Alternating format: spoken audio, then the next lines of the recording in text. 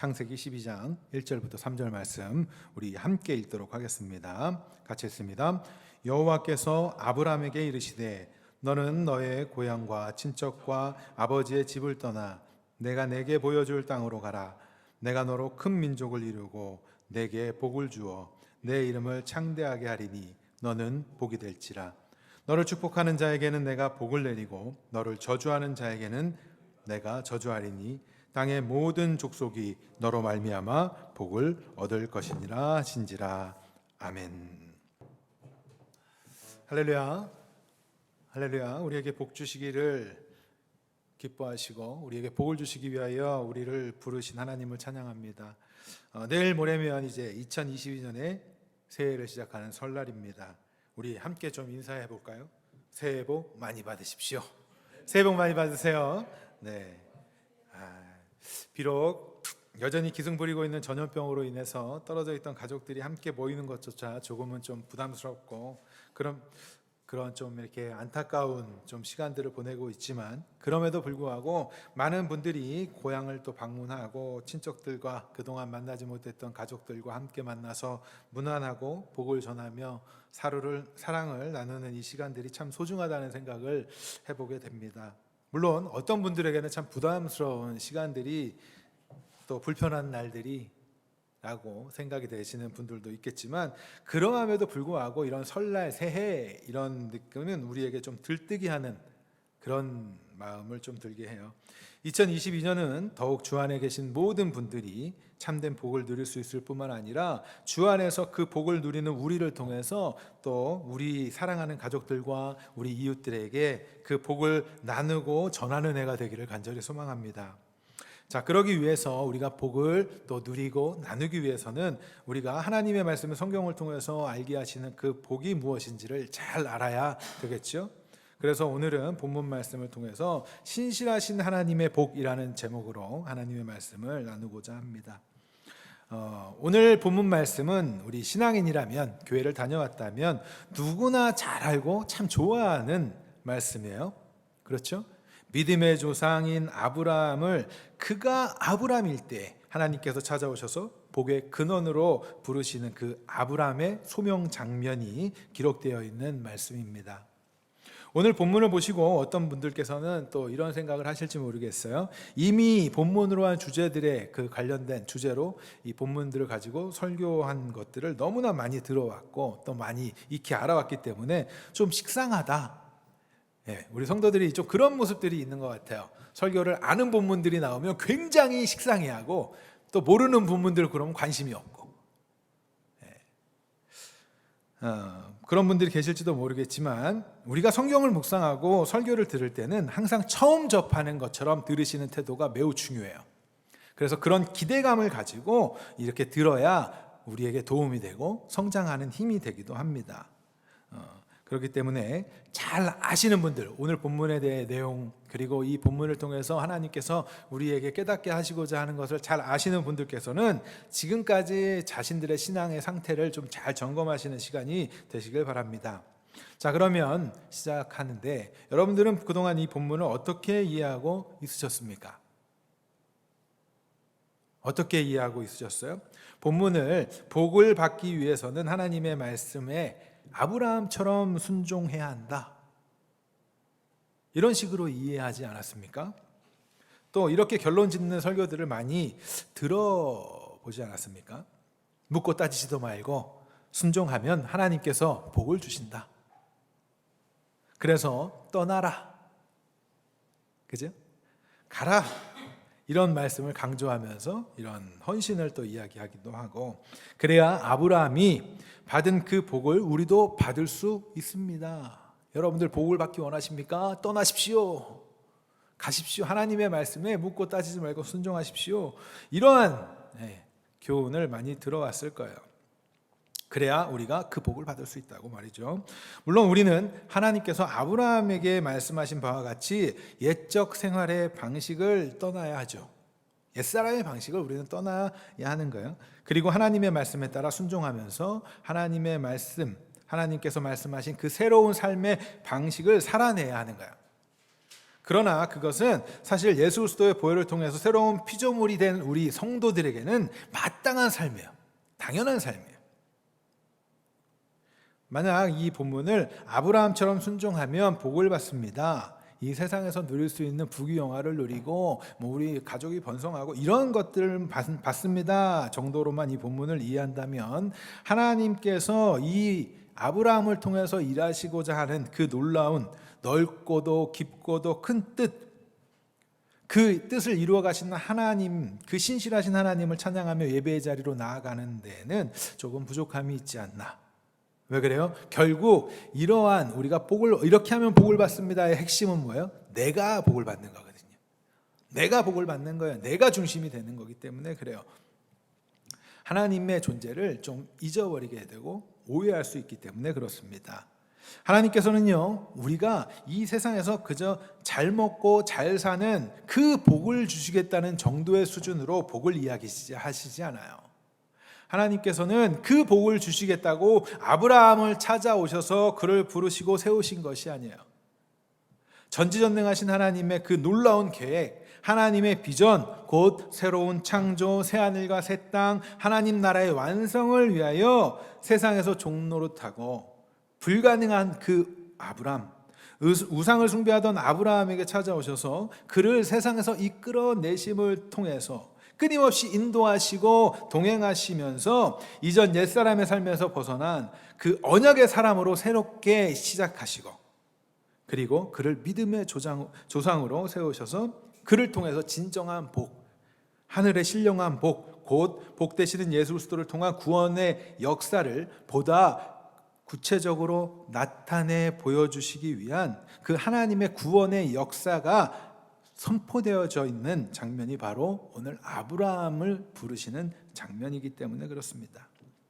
따라서 우리는 이 본문을 대할 때 하나님의 약속과 성취라는 관점에서 본문을 이해하는 것이 매우 중요해요. 쉽게 말하면 언약과 언약의 성취, 이런 느낌이겠죠. 그렇다면 이런 말씀, 이런 관점에서 오늘 본문을 살펴보도록 하겠습니다. 자, 먼저 어떤 배경 속에서 아브라함이 부름을 받았는지를 좀 이해할 필요가 있습니다.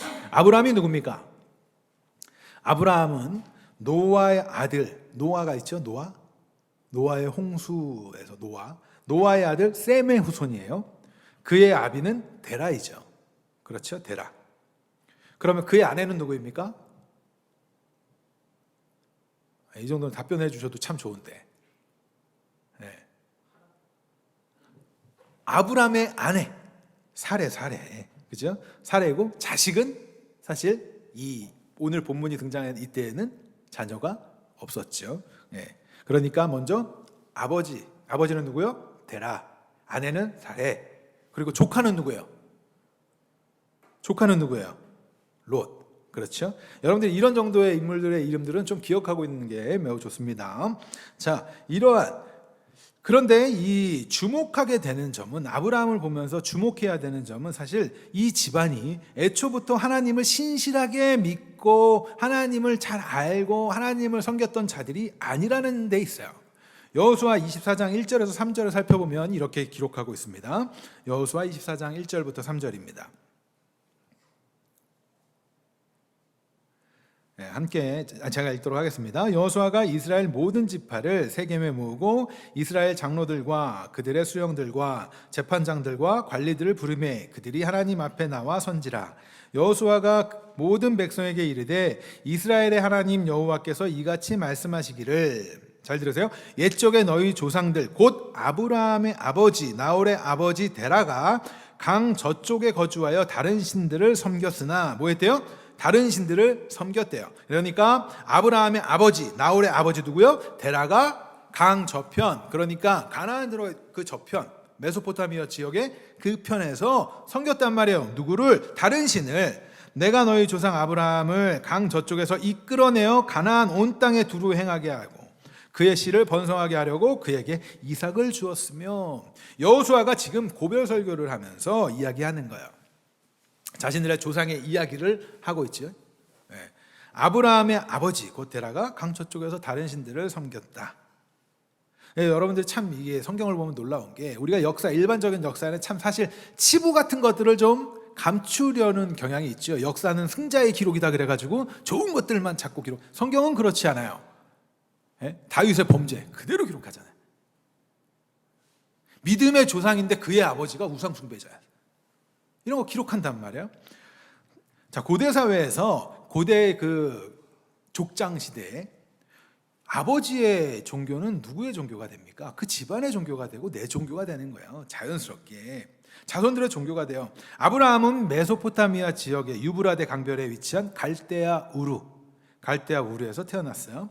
아브라함이 살던 당시에 그 우르는 굉장히 번성했던 절정에 이르렀던 시기라고 학자들은 이야기해요. 이 지역에서는 무엇을 섬겼냐면 달 신을 섬겼어요. 달 신을 섬겼고 그 바벨탑의 원형이 되는 그 지그라트가 발견된 도시이기도 해요. 그러니까 얼마나 그 지역이 우상 숭배가 있었고 하나님과 같이 높아지려고 하는 그러한 자리에 있던 자들이 아닌가. 이 갈대아 우르에서 우상을 숭배하던 아브라함을 하나님께서 찾아오시는 거예요. 많은 분들이 간혹 헷갈려 하시는데 오늘 본문이 그러니까 창세기 12장에 순서상 첫 번째 이렇게 등장을 하니까 이때가 처음 하나님이 찾아오신 걸로 생각을 하지만 이때의 장소는 어디예요? 이때의 장소, 하나님이 찾아오신 이때의 장소는 어디예요? 데라는 이 11장 32절에 보면 데라는 나이가 205세가 되어 하란에서 죽었더라. 그러니까 하란에서 데라가 죽은 때 그때잖아요. 그러니까 하란이란 말이에요. 그러나 처음 이 하나님께서 이를 찾아오신 것은 갈대아 우르입니다. 그거 어떻게 알 수 있어요? 사도행전 7장 3절 4절에 보면 스데반 설교에 이렇게 등장을 해요. 스데반 설교에 3절 4절 7장 3절 4절 읽습니다. 같이 읽습니다. 앞에 보시면서 읽으셔도 좋을 것 같아요. 이르시되 시작. 이르시되 내 고향과 친척을 떠나 내가 내게 보일 땅으로 가라 하시니 아브라함이 갈대아 사람들의 땅을 떠나 하란에 거하다가 그의 아버지가 죽음에 하나님이 그를 거기서 너희 지금 사는 이 땅으로 옮기셨느니라. 자, 스데반은 예수님이 죽으시고 그죠? 훗날 세워진 7 집사 중에 한 사람이에요. 그가 지금 설교를 하고 있어요. 설교를 하면서 아브라함 이야기를 지금 가져와서 너희들이 지금 이런 거야 라고 이야기하면서 뭐라 그래요? 아브라함 갈대아 사람들의 땅을 떠나 하란에 거하다가 그의 아버지가 죽음에 그런데 그 3절에 뭐라고요? 내 고향과 친척을 떠나 내가 내게 보일 땅으로 가라 하시니 어디서 갈대아 우리에 있을 때 그 말을 듣고 지금 하란으로 이주를 했던 거예요. 우상을 숭배하는 집안에서 태어나 자연스럽게 우상을 숭배하던 아브라함에게 하나님께서 일방적으로 찾아오셔서 하나님의 그 위대한 일을 시작하시는 겁니다. 우리는 이 안에서 무조건적이고 하나님의 일방적인 은혜를 베풀어 주시는 그 관점을 조금 들여다봐야 돼요. 전지전능하신 그 하나님의 그 방식. 하나님께서 아브라함을 통해 행하시겠다고 하신 그 위대하신 일이 뭐예요? 지금 이 본문에서 나타난 2절 3절을 우리 다시 한번 읽어볼까요? 2절 3절 같이 읽습니다. 내가 너로 큰 민족을 이루고 내게 복을 주어 내 이름을 창대하게 하리니 너는 복이 될지라. 너를 축복하는 자에게는 내가 복을 내리고 너를 저주하는 자에게는 내가 저주하리니 땅의 모든 족속이 너로 말미암아 복을 얻을 것이라 하신지라. 아멘. 하나님께서 왜 아브라함에게 찾아오셔서 이 놀라운 약속, 큰 민족을 이루고 이름을 창대하게 하시며 복이 되리라 라는 약속을 하시고 그를 통해서 이 놀라운 일을 시작하시는 것일까요? 우상 숭배자였던 왜 그를 찾아오셔서 우리는 크게 2가지 정도를 생각해 볼 필요가 있습니다. 먼저 11장을 살펴보면 11장의 내용은 어떤 내용이 담겨져 있어요? 11장 족보도 나오고 또 뭐가 나옵니까? 그 11장 1절부터 어떤 사건이 기록돼요? 바벨탑 사건이 기록되고 있지요. 11장 이 바벨탑 사건, 노아의 홍수 때 홍수로 인해서 정화 사건이 일어나죠. 홍수로 죄가 씻겨지는 사건이 발생해요. 이러고 나서 시간이 흐른 뒤에 또다시 범죄하는 일들을 인간이 자행을 해요. 바로 바벨탑 사건이 그 정점에 있는 거예요. 바벨탑 사건은 하나님과 같이 높아져서 그 홍수를 피하고자 함이 있었고, 그죠? 그 홍수와 같은 심판을 피하려고 하는 거예요. 그것은 뭐예요? 하나님을 재판장으로 인정하지 않는 거예요. 하나님을 인정하지 않으려는, 스스로 이름을 내고자 하는 아주 교만한 사건이 바로 바벨탑 사건입니다. 참 어리석고 우매한 이들이 이 교만을 그대로 드러내는 사건이 바로 바벨탑 사건이에요. 창세기 11장 4절 말씀을 같이 읽겠습니다. 11장 4절 말씀. 또 말하되 자 성읍과 탑을 건설하여 그 탑 꼭대기를 하늘에 닿게 하여, 하늘에 닿게 하여, 비가 와도 끄떡없는 하늘에 닿게 하여 우리 이름을 내고 온 지면에 흩어짐을 면하자 하였더니. 그죠? 인간의 악함이 이렇게 드러나는 거예요. 선악을 알게 하는 나무의 실과를 따먹은 인간, 하나님을 인정하지 않는 인간은 언제 곧 틈만 있으면 하나님을 자리를 넘보려고 하고 하나님과 높아지려고 해요. 하나님처럼 되고자 해요. 그러자 하나님께서 어떻게 하세요? 그들의 언어를 혼잡하게 하시고 온 지면에 흩어버리심으로써 그들이 더 이상 이 건설하지 못하도록, 도전하지 못하도록 저주하시는 거예요. 하나님께서 심판하시는 거, 저주하시는 거죠. 더 이상 죄를 짓지 못하도록 흩어버리시는 거예요. 그러나 그러함에도 하나님의 은혜가 없었던 인간들은 그 어리석음 가운데 자꾸 뭘 만들어요? 우상을 만들어 숭배해요. 참 답답하죠. 우리 입장에서, 지금 입장에서 보면 참 답답해요. 맞았는데도 불구하고 또 맞을 짓을 해. 계속 지속해 왔어요. 데라가 그랬고 그의 아들인 아브라함이 그래왔죠. 우상을 숭배해 왔어요. 왜 사람들이 자꾸 우상을 만들어서 숭배합니까? 우상을 만드는 이유는 뭐예요? 두려움. 또 뭐가 있을까요? 인간의 본성이 종교적이라. 또 그렇죠. 사실 가장 강한 건 내 욕구예요. 내 욕심, 내 배를 위해서. 내가 뭔가를 하고 싶은 것이 있는데 그것을 내가 아무리 해도 안 될 때 뭔가 나보다 힘센 존재에게 의탁하고 싶은 마음. 그게 가장 크겠죠. 나를 위하여서 우상을 만든다고 출애굽기에 나오잖아요. 자기를 위하여서 새긴 우상이에요. 나를 위해서, 내 배를 위하여서, 부귀영화를 위하여서, 자신들의 안전과 안위를 위하여서, 평안을 위하여서, 자신들의 욕구를 해결하기 위해서, 내가 원하는 바 꿈꾸는 것을 이루기 위해서 우상을 만들어내는 것. 이렇게 우상을 숭배하던 지극히 약하고 악한 아브라함에게 하나님께서 찾아오시는 거예요. 그리고 그를 불러내셨습니다. 또한 그뿐만 아니라 그는 그 사례와 혼인을 했음에도 불구하고 그들 사이에는 뭐가 없었어요? 자녀가 없었어요. 11장 28절 30절을 보면 이렇게 기록하죠. 아브라함과 나홀이 장가를 들었으니 아브라함의 아내의 이름은 사레며 나홀의 아내의 이름은 밀가니 하란의 딸이요 하란은 밀가의 아버지이며 또 이스가의 아버지더라. 30절 사레는 임신하지 못함으로 자식이 없었더라. 문제가 있었던 거예요. 자, 고대사회 족장시대에 자녀가 없다는 것은 참 큰일이지 않습니까? 그때는 사실 이 자녀들 숫자가 많아야 힘이 있는 거예요. 그렇지 않겠어요? 시족사회고 족장사회인데 우리 부족이 많아야죠. 우리 식구가 많아야죠. 후사가 없다는 것은 곧 힘이 없다는 거예요. 그러나 복되신 하나님께서 자녀가 없는 아브라함을 찾아오십니다. 자녀를 낳을 수 없었던, 불가능했던 그들에게 찾아오셔서 하나님께서 그들을 통해 놀라운 일을 행하시는 것이죠. 아브라함과 사레가 후세가 없는 일은 불가능한 했다는 사실이, 그것에 대해서 훗날 아브라함이 하나님의 자녀, 약속의 자녀 이삭을 낳을 것이라는 약속을 받고 사라가 하나님의 약속을 비웃는 장면, 여러분들 기억하실 거예요. 그 장면에서 나타나잖아요. 이삭이 아브라함 몇 살 때 낳았죠?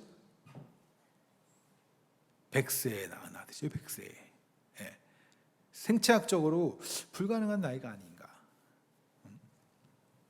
그래서 아들 이름이 이삭, 하나님이 그 장면에서 보면 아들 낳을 거야 그러는데 어떻게 해요?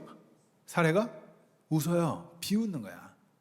어떻게 이제 낳을 수 없는, 그걸 본인들도 알아요. 그때까지도 아들이 없어요. 비웃죠.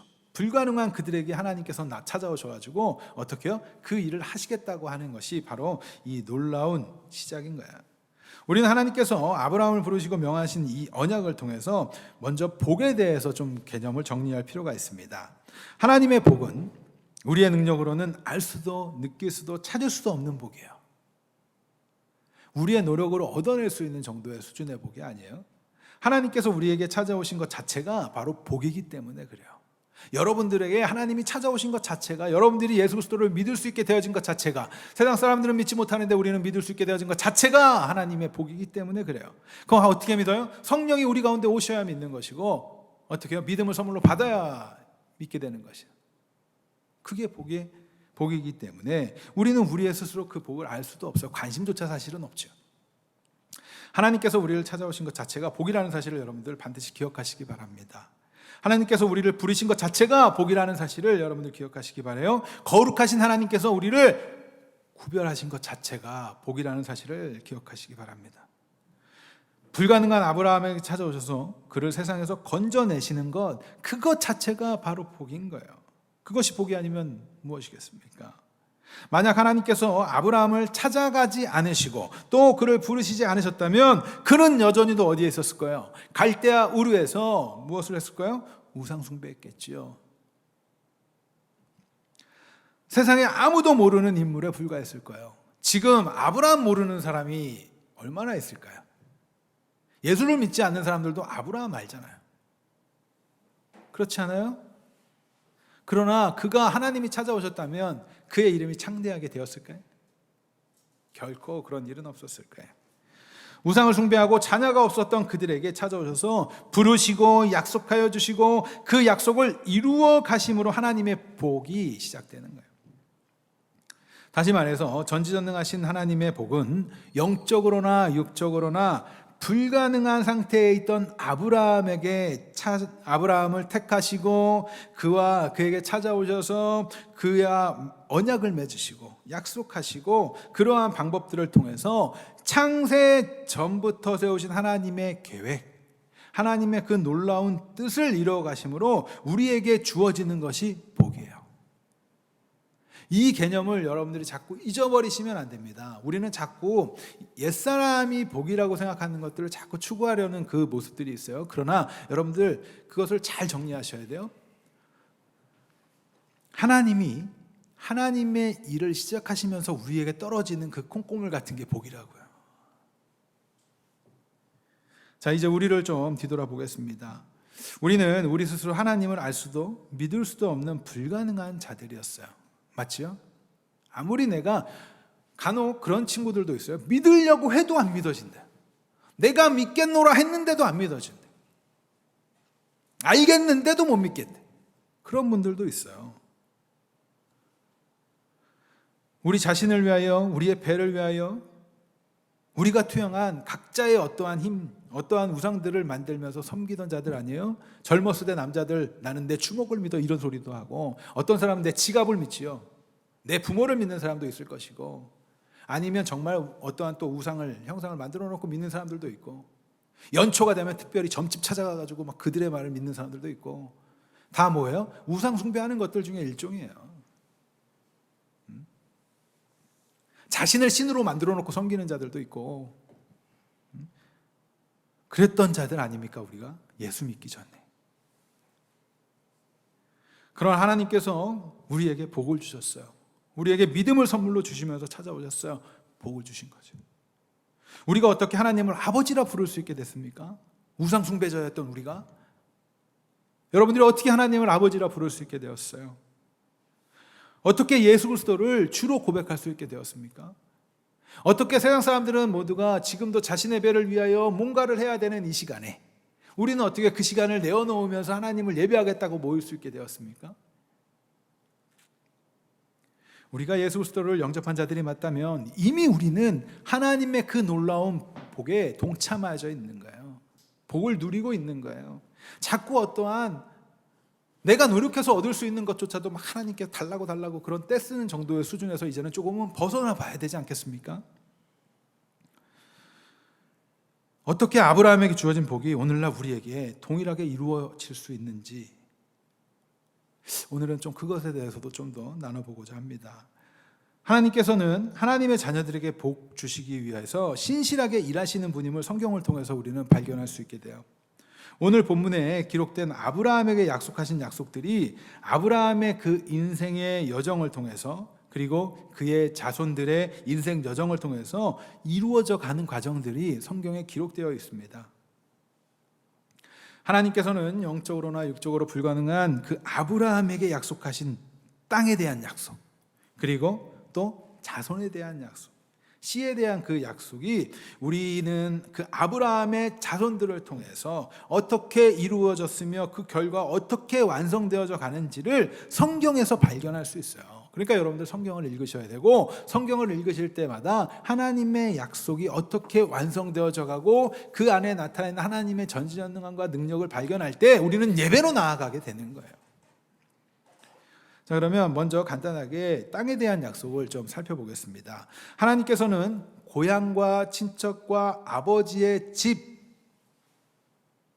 앞서 언급한 하나님을 알지 못하고 자신을 위하여 우상을 숭배하고 살아갔던 그 세상의 삶에서 거룩함으로 분리될 것을 말씀하셨어요. 그러면서 뭐예요? 땅을 약속하시죠. 너희 떠나라, 내가 이 땅 줄게, 이런단 말이에요. 네. 이 약속은 훗날 아브라함이 그 아브라함의 아내 누구요? 사레. 훗날 하나님이 이름 바꾸잖아요. 그 이름이 뭐예요? 사라. 사라의 장래를 위해서 가나안 땅의 막벨라 굴을 그 사는 것으로 시작해서 그의 후손들이 출애굽한 여호수아를 통해서 가나안으로 입성하고 정복 전쟁을 통해서 입성하게 되면서 역사적으로 이루어져 가요. 하나님이 약속한 그 땅으로 들어가게 된단 말이에요. 여호수아 21장 43절 말씀입니다.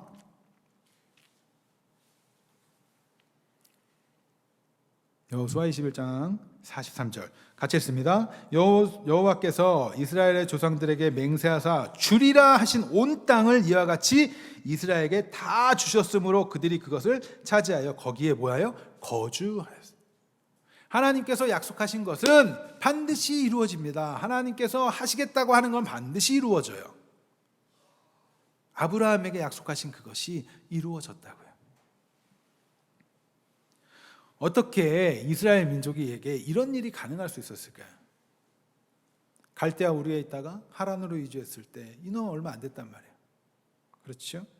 애굽에서 종살이 했던 사람들 아니에요? 그들이 어떻게 가나안 땅을 정복할 수 있는 사람들이 되었을까요? 아브라함이 가나안 땅에 이렇게 갔을 때 이미 그 지역엔 가나안 사람들이 있었단 말이에요. 그런데 어떻게 그 땅을 결국에는 다 소유할 수 있게 되었습니까? 출애굽 당시에도 가나안 딱 염탐하러 갔을 때, 정탐 딱 갔을 때 어땠어요? 그들이 어마어마했어요. 그들의 느낌엔. 그런데 어떻게 거기를 다 어떻게 이루어지는 거예요? 하나님이 주시겠다 약속하셨기 때문에 이루어지는 것 아니에요?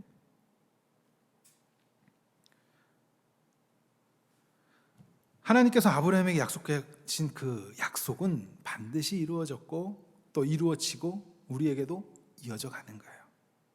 하나님께서 그 약속을 신실하게 지키시는 분이시기 때문에 그래요. 그래서 우리가 신실하신 하나님 할 때마다 무엇을 떠올려요? 하나님은 이렇게 반드시 지키시고 그 약속을 기억하시고 이루시는 분이시구나. 그렇기 때문에 그들이 약속의 땅 가나안으로 들어갈 수 있었던 거예요. 가나안 땅에 들어가는 것의 교훈이 뭐예요? 그것을 통해서 무엇을 설명해 주시고자 하는 거라고 말씀드렸죠?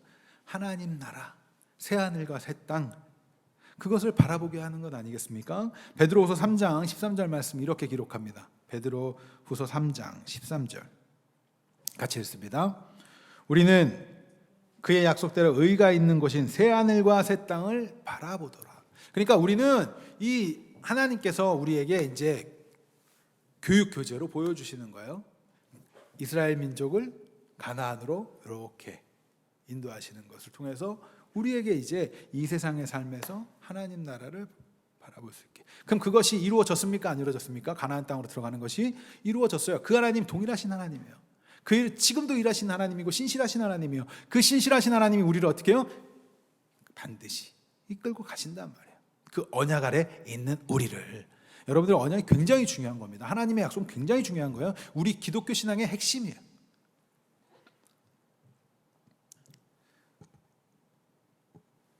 우리는요, 과거 아브라함과 그의 후손들에게 신실하게 가나안 땅을 허락하신 그 하나님께서 새 하늘과 새 땅을 신실하게 이루어 주실 것을 바라보는 자들로 부름을 받았어요. 여러분들이 그런 자를 그렇게 부름을 받았단 말이에요. 우리는 그 사실을 좀 기억해야 합니다. 또 내가 너로 큰 민족을 이루게 하신다고 자손에 대한 약속을 하나님이 하셨어요. 그 자손에 대한 약속은 어떻게 됐습니까? 불가능한 나이, 불가능한 때에 이삭을 낳았어요. 그리고 이삭은 누구를 낳습니까? 이삭은 누구를 낳아요? 야곱과 에서를 낳지요. 그 야곱을 통해서, 이스라엘 야곱을 통해서 12아들, 그리고 70명의 가족들이 애굽에 가서 종살이를 해요. 근데 한번 생각해 보세요. 종살이를 하는데 한 몇 년 했어요? 종살이? 한 430년 했죠? 그런데 그 사이에 그 인구가 얼마나 됩니까? 출애굽할 때 그 당시 그 이스라엘 민족이, 물론 거기에는 같이 나온 사람도 있지만 대다수 이스라엘 민족이 몇 명이나 돼요? 약 200만 정도 된다 그러죠. 엄청나게 한 가족이었어, 족장이었단 말이에요. 데라가 아브라함이 족장이었고 이삭, 야곱. 그런데 훗날 그렇게 나올 때 그 많은 인원들이 나오게 되죠. 그리고 그들이 국가를 세우게 돼요. 엄청난 일이에요. 신실하신 하나님께서는요, 그 약속을 지키시는 거예요. 그 약속을 이루시는 거예요. 만약 그런데 이 신실하신 하나님, 그 약속이 그저 아브라함의 육체적 후손들에게만 주어졌다면 이것은 우리하고는 상관없는 일이 되었을 것입니다. 그죠? 그런 3절에도 보면 참 놀라워요. 3절 다시 한번, 오늘 본문 3절입니다. 오늘 본문 3절 같이 읽습니다. 너를 축복하는 자에게는 내가 복을 내리고 너를 저주하는 자에게는 내가 저주하리니 땅의 모든 족속이 너로 말미암아 복을 얻을 것이니라 하신지라. 아브라함의 영향권 아래에 있는 땅의 모든 족속들은, 그죠?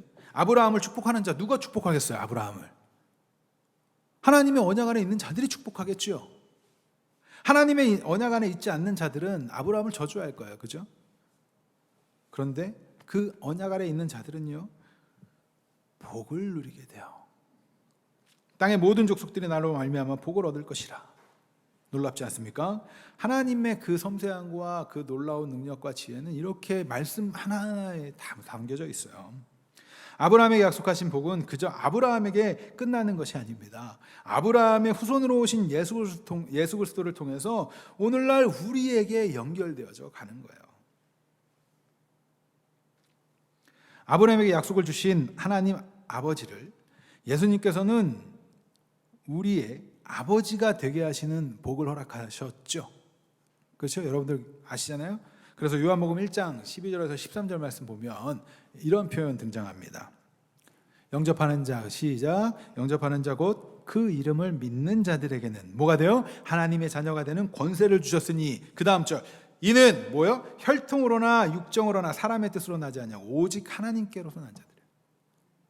혈통을 뛰어넘어요. 우리는 그저 옛날에 이스라엘 막 그러면 이스라엘 민족들, 그래서 과거 어떤 분들은 막 이스라엘 역사다, 성경은 그냥, 그래서 우리와 별개의 일인 것처럼 이야기하지만 그렇지 않아요. 하나님의 자녀가 되는 거야. 어떻게? 우리는 그 언약 아래서, 언약 안에 있는 예수 그리스도를 통하여서 이제 우리가 그 언약의 백성이 되고, 그래서 우리를 영적인 이스라엘이다, 이런 표현을 쓰는 거지 않습니까? 갈라디아서 3장 26절 말씀입니다. 갈라디아서 3장 26절 같이 읽습니다. 너희가 다 믿음으로 말미암아 그리스도 예수 안에서 하나님의 뭐가 돼요? 아들이 되었으니 누구든지 그리스도와 합하기 위하여 침례를 받은 자는 그리스도의 옷 입었느니라. 너희는 유대인이나 헬라인이나 종이나 자유인이나 남자나 여자나 다 그리스도 예수 안에서 뭐라고요? 하나다. 하나님의 언약이 예수 그리스도 안에 있는 우리 하나가 돼요. 그러니까 우리는 그 언약을 붙드는 거죠. 29절도 있습니다. 너희가 그리스도의 것이면 곧 누구의 자손? 누구의 자손? 29절 같이 했습니다. 시작. 너희가 그리스도의 것이면 곧 아브라함의 자손이요 약속대로 유업을, 그러니까 우리는 그 유업을 잇는 자 맞아요? 우리는 이미 복받은 자들입니다. 우리는 이미 복받은 자들이에요. 예수 안에 있으면 우리는 아브라함의 자손이에요. 여러분들 믿음의 조상, 그래서 믿음의 조상은 그저 혈통적인 조상, 그러한 정도가 아니에요. 그러한 관점에서 우리는 어떻게 해요? 이 주 안에 있는 우리들 아브라함의 자손으로서 다 형제고 자매가 되는 거예요. 여러분들 교회는 남들이 모이는 게 아니에요. 가족들이 모이는 거예요. 여러분들 가족이라고요. 그래서 함께 떡을 떼기도 하고 식사도 하고 교제도 하고 그들의 아픔을 위해서 함께 눈물을 흘리며 기도하기도 하고 공감을 하고 이런 일들을 하는 거예요. 교회 다니면서 나는 나 몰라라 이러시면 그것은 본인 스스로가 성장을 잘 못하게 막는 것들이 되는 것이고 건강하지 못한 거예요. 교회는 그래서 관심을 자꾸 갖는 거예요. 성도들의 그러한. 우리는 아브라함의 자손이야. 아브라함에게 약속하신 복들은 오직 예수 그리스도를 통해서 예수 그리스도 안에서 예수님과 연합된 우리에게 유업으로 이어진다고 성경은 이야기합니다. 참 감사하지 않습니까? 놀랍지 않습니까? 하나님의 그 신실하심, 그 지혜가 그 옛날 아브라함에게 하신 약속의 복을 오늘날 우리에게 베푸셨다는 이 사실을 말입니다. 여러분들 예수 그리스도를 통해서 우리에게 주어진 이 복, 우리 이미 복 받은 자들이라고요. 갈라디아서 3장 16절에서 18절 말씀입니다. 같이 했습니다. 이 약속들은 아브라함과 그 자손에게 말씀하신 것인데 여럿을 가리켜 그 자손들이라 하지 아니하시고 오직 한 사람, 누구? 오직 한 사람을 가리켜 내 자손이라 하셨으니 곧 누구요? 그리스도라. 내가 이것을 말하노니 하나님께서 이미 정하신 언약을 430년 후에 생긴 율법이 폐기하지 못하고 그 약속을 헛되게 하지 못하리라. 만일 그 유업이 율법에서 난 것이면 약속에서 난 것이 아니니라. 그러나 하나님이 약속으로 말미암아 아브라함에게 주신 것이라. 아멘. 자, 하나님께서 하나님의 신실하심을 예수 그리스도를 통해서 그 약속을 이루시면서 오늘날 우리 예수 그리스도 안에 있는 우리 예수 그리스도를 믿는 자들, 영접한 자들, 그들에게 복을 주셨고 앞으로도 함께 하시며 그 놀라운 복을 전하기를 원하세요. 여러분들은 복을 전하는 자들이 되셔야 됩니다. 복을 나누는 자들이 되셔야 돼요. 여러분들 예수 그리스도 믿으시는 분들이잖아요. 예수 그리스도를 주를 고백하는 자들이고 그로 인하여 복을 누리고 있는 자들이잖아요. 그렇다면 우리는 복을 전하는 자들이 되어야 합니다. 예수님께서는 그의 제자들에게 모든 민족으로 제자를 삼으라 그렇게 말씀하셨어요. 오늘날 우리들에게 말이죠. 마태복음 28장 19절부터 20절 말씀입니다. 같이 읽습니다. 그러므로 너희는 가서 모든 민족으로 제자로 삼아 아버지와 아들과 성령의 이름으로 침례를 베풀고 내가 너희에게 분부한 모든 것을 가르쳐 지키게 하라. 볼지어다 내가 세상 끝날까지 항상 너희와 항상 함께 있으리라 하시니라. 다시 말해서 그 복을 우리를 통해서 흘려보내길 원하세요. 여러분들은 하나님의 그 놀라운 예수 그리스도의 놀라운 제자이며 도구인 거예요. 그리고 복을 누리고 있는 자들이고, 여러분들이 복을 누리고 있다는 건 환경에 지배받지 않아요. 우리가 환경에 따라서 하나님을 믿고 안 믿고 합니까? 그렇지 않아요. 하나님께서 주시는 평안은 환경에 지배받는 평안이 아니에요. 왜? 우리는 그 복 가운데 있음을 알거든요. 영원한 생명을 누리고 있다는 사실을 알거든요. 하나님의 자녀가 되었다는 사실을 알거든요.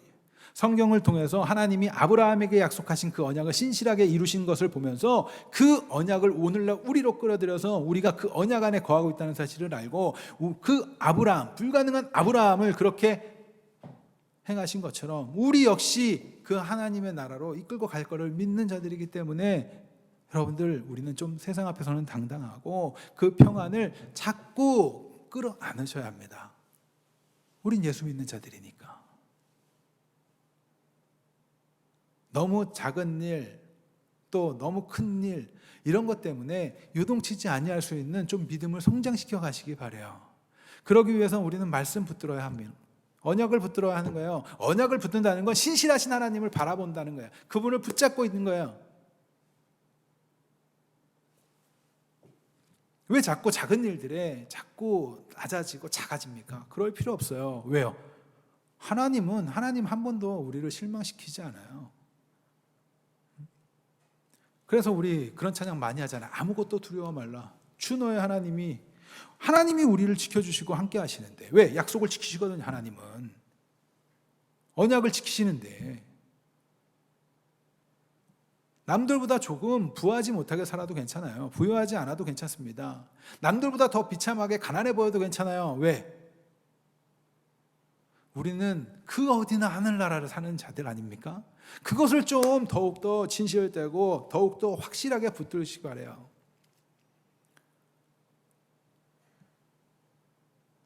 그러한 복을 누리는 자들이 바로 예수 그리스도 안에 있는 자들이에요. 하나님께서는 우리에게 그 복을 세상 사람들에게도 알려주길 원하세요.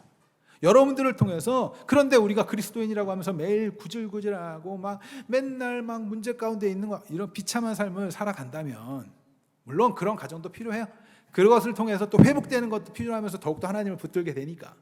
그러나 매 순간 불만과 불평이 넘치고 막 이렇다고 한다면 우리는 내가 문제가 있는 거예요. 나의 신앙이 문제가 있는 거예요. 하나님과의 관계가 잘못되어 있는지 몰라요. 여러분 점검하셔야 돼요. 여전히 내 것만 하나님 들어주셔야 되는데 내 거 안 된다고 그러고 있으면 어떡합니까? 하나님은 이미 우리에게 차고 넘치는 복을 허락해 주셨는데 그 맛을 여러분들이 보셔야 복음을 증거할 거 아닙니까? 삶을 통해서 여러분들이 복받은 자임을 나타나게 되는 것 아니겠어요?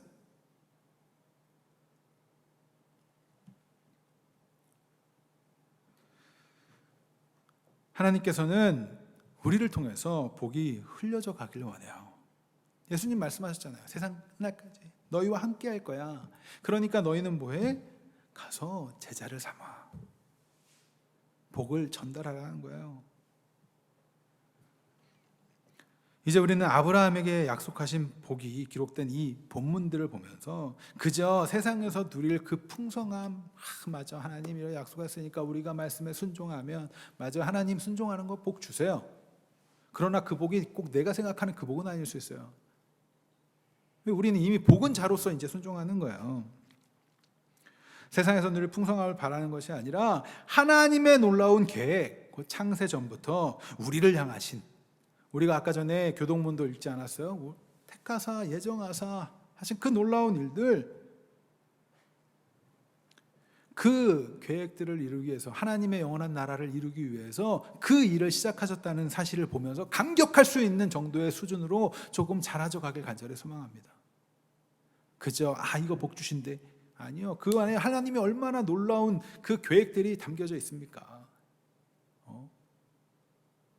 아브라함을 택하시고 아브라함을 이끄시고 그의 자손들을 이끄시고 다윗을 왕을 통해서, 그래서 아브라함과 다윗의 후손으로 오신 예수 그리스도를 준비한 이 모든 역사를 주관하신 하나님을 보면서 우리가 좀 감격해야 되지 않아요?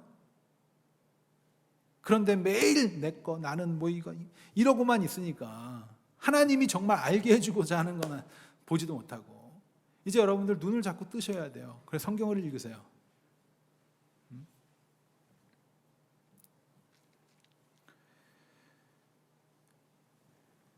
하나님께서는 창세 전부터 계획을 하셨어요. 하나님과 하나님의 백성들이 함께하는 그 하나님의 나라, 그것을 이루어 가시기 위하여 불가능한 아브라함, 그를 찾으시고 부르시고 이끌시고 동행하시면서 실수와 실패도 없이 신실하게 그 일을 완수해 가시는 거예요. 그 하나님을 떠올리면 우리의 삶에서 나타나는 문제들이 너무나 가볍게 느껴질 거예요.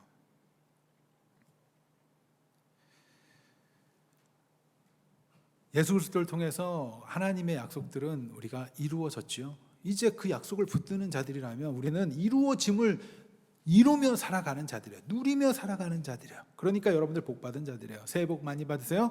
이미 복 받으셨죠? 여러분들 복 받은 줄 믿으시기 바랍니다. 예수를 믿는 것만큼 큰 복이 없어요. 주 안에 사랑하는 주님의 복된 자녀 되신 여러분, 2022년 새해에는 정말 예수 그리스도 안에서 그 풍성한 복을 더욱더 누리시길 간절히 소망합니다. 하늘의 복을 사모하고 그 복을 전하는 복음의 전달자가 되기를 간절히 사모합니다.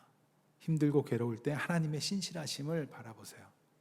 그것에 간구하세요. 하나님 한 번도 우리를 실망시키지 않아요? 우리가 이제 가정에 돌아갔을 때, 또 새해에 가족들과 모였을 때 그 안에서는 뜻이 안 맞는 이들도 만날 수 있고, 또 관계적으로 불편했던 사람들을 만날 수도 있고, 다양한 이들이 만날 수 있어요. 그럴 때 여러분들은 뭐 해야 돼요? 복을 전하는 자들로, 그러한 사도들로 세워질 간절히 소망합니다. 내가 그리스도인다운 삶을 살면 하나님의 복은 전해져 가요. 여러분들을 통해서 일하시는 하나님의 놀라움을 기대하시고 신실하심을 바라보면서 더 큰 하나님의 그 신령한 복, 하나님 나라의 복을 기대하시길 간절히 소망합니다. 이 새해에는 신실하신 하나님께서 베풀어 주시는 그 참된 복을 정말 누리실 수 있기를 간절히 소망합니다. 우리 다시 한번 찬양하고 우리 잠깐 기도하도록 하겠습니다.